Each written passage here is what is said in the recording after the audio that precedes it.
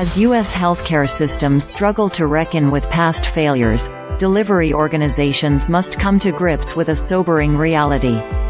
Patient consumers are growing increasingly exasperated with healthcare delivery as we know it and are demanding better. Meanwhile, retail disruptors are capitalizing on mounting frustrations by continuing to dismantle a broken and failing fee-for-service (FFS) payment model. And the federal government, which has tried for years with limited success to break the vicious cycle of industry resistance to change, is now ramping up efforts to try and make good on past reforms. As the winds of disruption pick up speed, these stakeholders have signaled they have no interest in extending a lifeline. Disruption in healthcare delivery is not a new phenomenon. Walk-in clinics were introduced in the early 1970s, and freestanding specialty ambulatory care centers were created by entrepreneurial-minded physicians and healthcare administrators.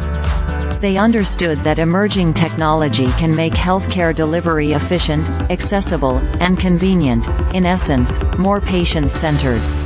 Struggling hospitals and other providers recognized they couldn't compete with these nimble, forward-thinking enterprises, but the full impact of these incursions was not fully understood by the sector at large until relatively recently.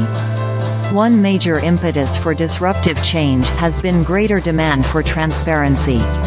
As I've argued at length in my book, Bringing Value to Healthcare, and a concept I introduced in a Heritage Foundation paper, transparency in cost and health outcomes is necessary for a competitive market-based model to succeed. This emphasis on transparency is largely driven by shifts in employer-backed healthcare plans. As companies have moved toward high-deductible health plans, workers increasingly shoulder more of the direct, upfront costs as a trade-off for lower monthly premiums.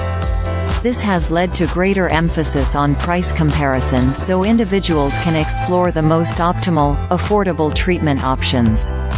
With medical plan costs anticipated to increase 7% in 2024, transparency is even more imperative. Additionally, the rise of online comparison shopping tools, such as Consumer Reports, the Leapfrog Group and more recently platforms like Zocdoc have begun to give consumers clearer line of sight into cost, quality, and outcomes. But this isn't the only catalyst accelerating disruptive innovation. In my previous column, I reiterated how COVID-19 exposed the glaring weaknesses of the current system.